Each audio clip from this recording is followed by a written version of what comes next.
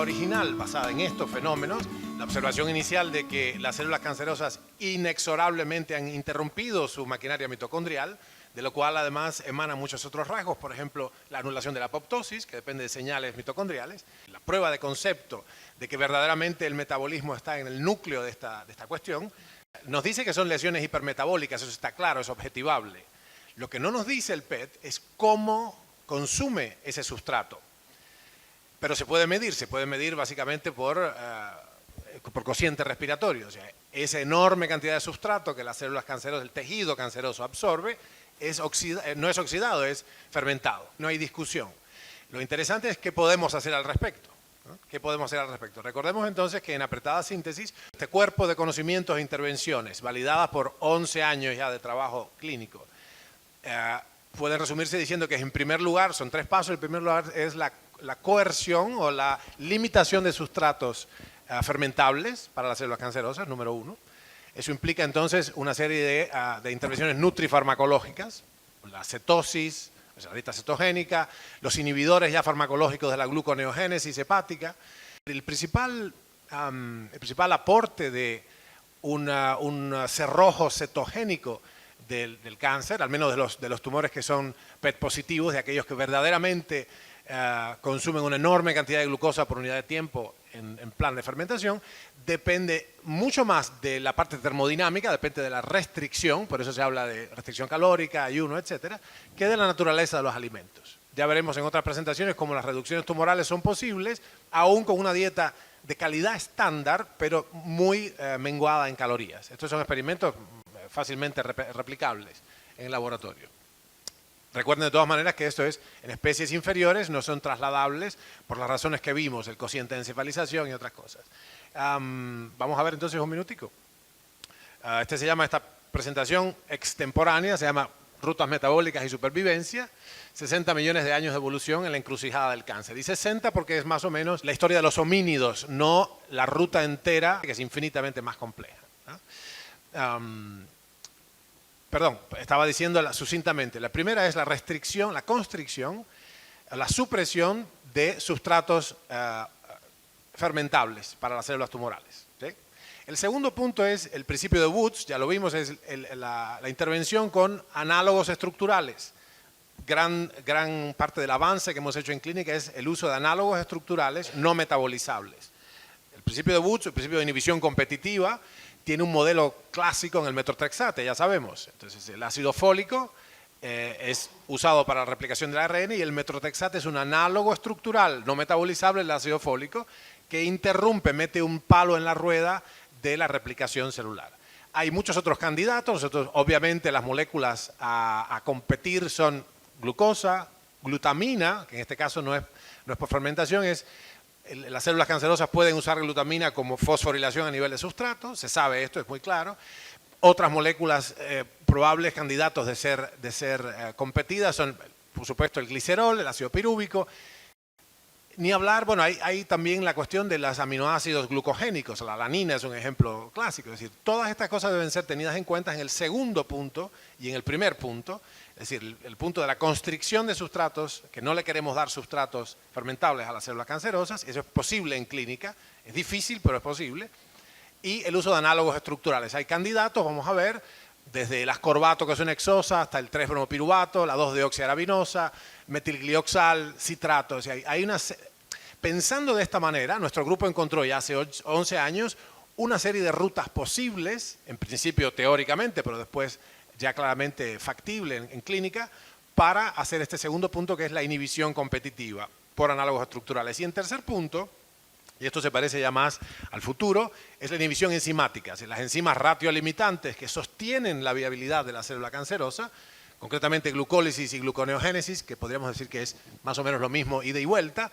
empieza a ser muy atractivo como, o sea, en vez de fármacos de citostáticos tóxicos, como me dijo un sabio doctor hace muy poco, está el director sentado acá, el director del Instituto Nacional del Cáncer, me dijo, joven, se parece mucho a la oncología uno ve este proceso obviamente el doctor es cirujano, por eso tiene una visión muy clara, vamos a decir, quirúrgica de las cosas, se parece mucho a la emergencia continua de sustancias que terminan en IP o AB, ¿no es doctor? ipilimumab, sunitinib, etcétera, y que, bueno, tienen una dudosa, una cuestionable, digamos, utilidad porque son muy tóxicas, etcétera, ¿no? Así que, bueno, en este contexto, este es el mapa metabólico, o sea, esto es una especie de diagrama, de blueprint del metabolismo, infinitamente complejo. La cuestión es si podemos o no hacer algo al respecto. Podemos leerlo rápidamente. El mapa metabólico es la suma total de millones de años de evolución en que las leyes y fuerzas que moldean la vida ensayaron y preservaron miles de mecanismos exitosos de transducción de energía que ingresa a la biosfera de las emanaciones solares. Claramente un cosmos regido por principios inamovibles, como las leyes de la termodinámica, por la electricidad, el magnetismo, la atracción gravitacional, las grandes fuerzas, en el cual la complejidad orgánica emergió de elementos químicos que expresan atributos específicos dependientes de su número atómico. ¿Entienden lo que estamos diciendo? Es de un rigor como diamante, ¿no? Todo emana de esta batería inicial de modelos, ¿sí? Y rígidamente determinado todo lo que pasa después, incluso la emergencia de la complejidad, desde acá. En la atmósfera inicial, esta áspera y difícil ambiente primario, en el océano primario, se fueron acomodando las cosas tales como lo fueron descritas. Entienden que esto es relevante porque a esto nos asomamos ahora, 3.600 millones de años después, tratando de hackear las rutas metabólicas. Y de eso se trata, un abordaje oncológico, considerando al cáncer como una perturbación del metabolismo de los tejidos. En medio de esto es posible una reproducción experimental. Esto fue un cisma en el conocimiento y afectó incluso a la filosofía, a las religiones, etc. Hay una emergencia de sustancias ya complejas, podríamos decir orgánicas, pero abióticas. Es decir, no hay ningún organismo vivo que segregue estas cosas. Esto es sorprendente. En esta atmósfera primitiva no había oxígeno, sino la chispa eléctrica hubiera generado una explosión, y tienen básicamente agua, hidrógeno, bueno, amoníaco, ácido carbónico, etc. Y de ahí, de esas simples moléculas básicas, emerge toda la complejidad. Y también, presionado por las fuerzas primordiales, empiezan a aparecer las únicas formas posibles, probablemente, de organización, dependiendo de que estamos en un medio acuoso y muchas de estas moléculas odian el agua. Obviamente en el medio de esto está el ciclo de Krebs, que ya como estamos podridos de verlo en la forma convencional, es una bicicleta, ¿sí? El ciclo de Krebs, que es una exquisita, finalmente, destilación de mecanismos progresivamente más y más exitosos y que son el recurso de las células en los metazoos mientras las cosas van bien. Mientras las cosas van bien. El cáncer es, decíamos primariamente, una disfunción de la maquinaria respiratoria celular. Recuerden que hay un corrimiento de paradigma, lo estábamos considerando hasta hace poco una aberración del genoma, un accidente incluso. Una aberración metabólica resultante de un intento de reparación orgánica, cuyo propósito primario fue preservar la integridad del organismo. Esto es muy complejo, vamos a pasarle por encima nomás, pero está bien desarrollado en nuestro cuerpo de conocimientos. Es en suma la sustitución de la fosforilación oxidativa por la fermentación.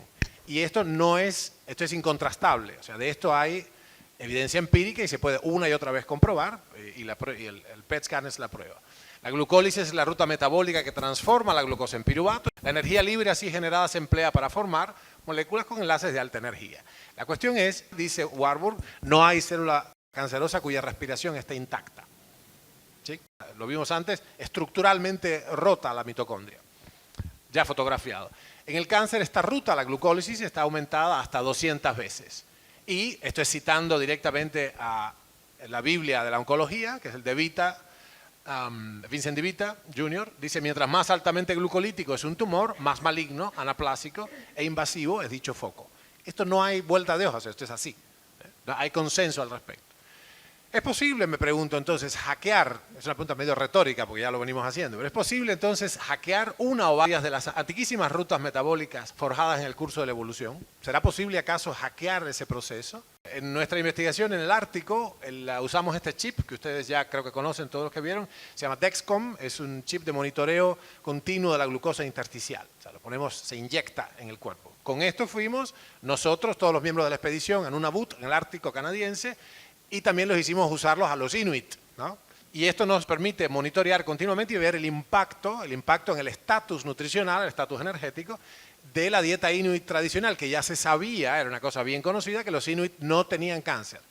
En este contexto nos pasó lo siguiente, midiendo continuamente la glucemia, teniendo glucemias medias entre 60 y 65 miligramos por decilitro, tuvimos un percance, nos estábamos realmente aterrillando de frío, como decimos en Cuba.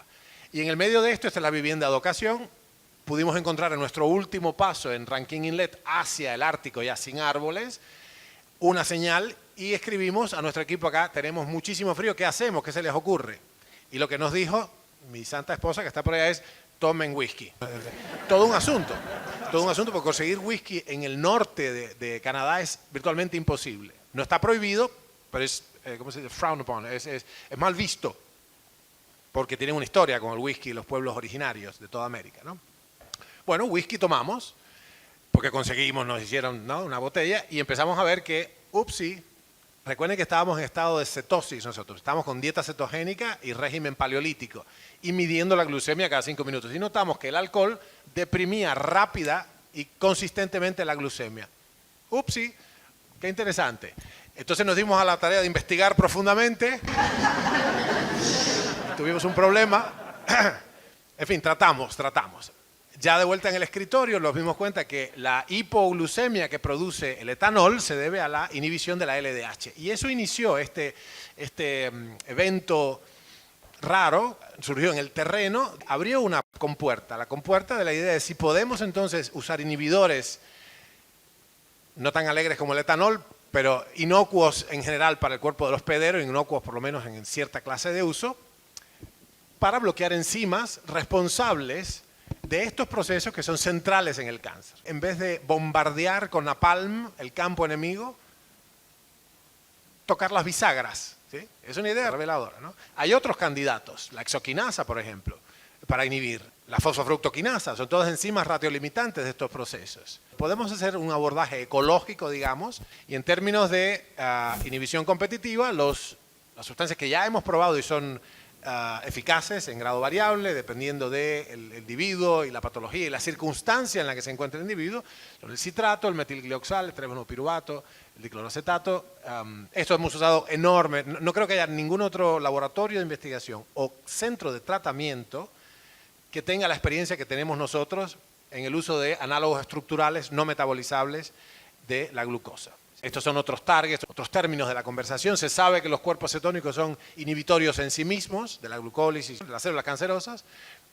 Y estos son dos dianas, ya francamente hoy día en boga en la literatura, cuando hace 11 años, y van a ver con la ponencia de la doctora Amador, nosotros fuimos pioneros en el uso de la metformina como un inhibidor específico, o sea, un uso paraprescriptivo de la metformina, un inhibidor específico de la gluconeogénesis hepática en el contexto del tratamiento del cáncer con dieta cetogénica y no para la diabetes.